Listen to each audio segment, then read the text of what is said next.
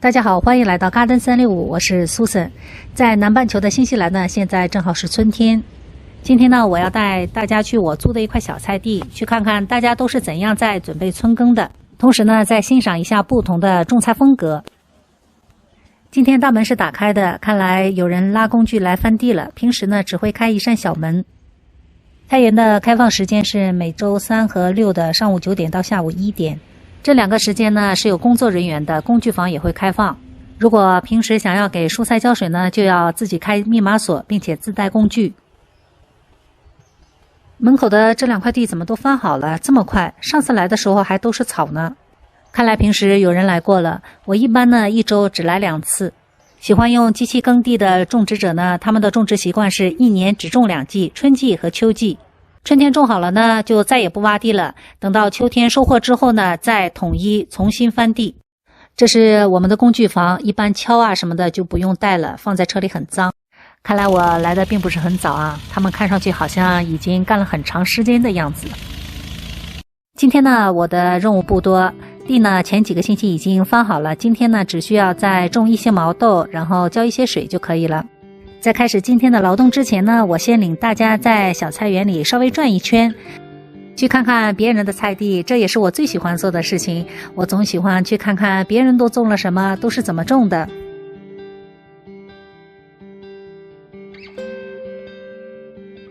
这是蚕豆，由于没有支撑呢，都已经倒在了地上，不过豆子结的还是很多的。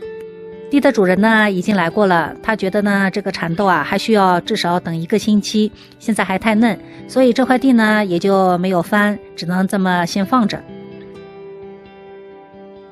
这个大大的叶子大家知道是什么吗？它是大黄。大黄非常好种，种下基本上不用管，而且还不生虫。吃的时候呢，我们吃它红色的杆子。把它红色的杆子切成小段，不需要加水加糖，用小火慢慢的熬，就成了酸酸甜甜的果酱。我们可以涂面包吃。以前呢我也种过，后来不种了呢，是因为它的糖的用量太多，不能经常吃，而且呢它的占地面积很大。这是一颗自己从地里长出来的雪莲果。小菜地的隔壁呢是老爷爷们喜欢打的室外保龄球场。周6的时候呢，喜欢打球的打球，喜欢种地的种地。这些心仪的苗呢，情况不太好。隔壁的邻居告诉我，他们的肥料加的太多了，希望他们还能缓过来，不然的话，可能就要重新再种了。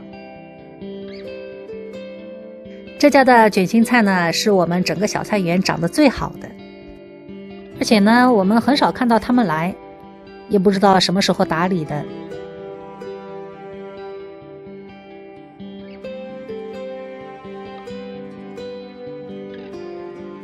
这家的香菜呢，现在全部开花了。为什么要留这么多呢？是要吃香菜籽吗？如果要是留种的话，其实1、2颗就够了。下次我要问问，是不是香菜的种子呢？它们是用来当香料吃的。再来看看我们中国阿姨的小菜地吧。这是莴笋，种的玉米也发芽了。这是浇的什么肥啊？怎么颜色这么深这么浓？不会把小苗烧死吗？阿姨告诉我，她都是这么浇肥的，而且呢用的是羊粪，把它泡在水里，已经经过了半年的发酵，确实呢没有什么味道，也没有虫。这是发芽的毛豆，我的呢今天也要种了。再看看这些新移栽的小葱，整整齐齐的。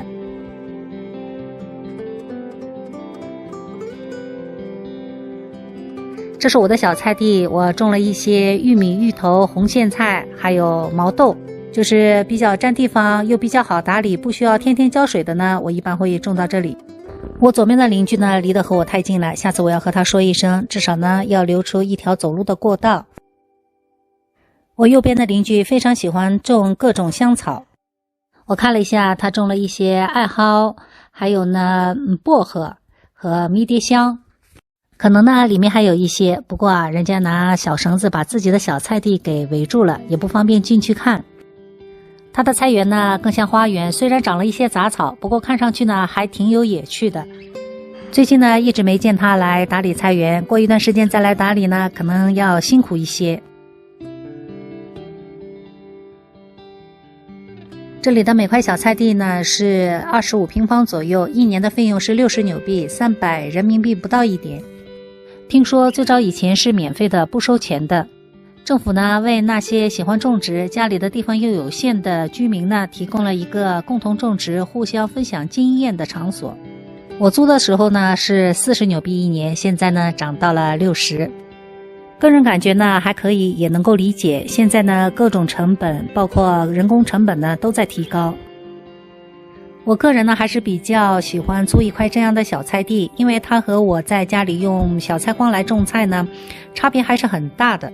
首先肥料的用量就区别很大，家里的小菜筐里用的都是买来的营养土，所以不需要加很多肥料就能把菜种好。在这里种菜呢，要想有收获，肥料必须跟上。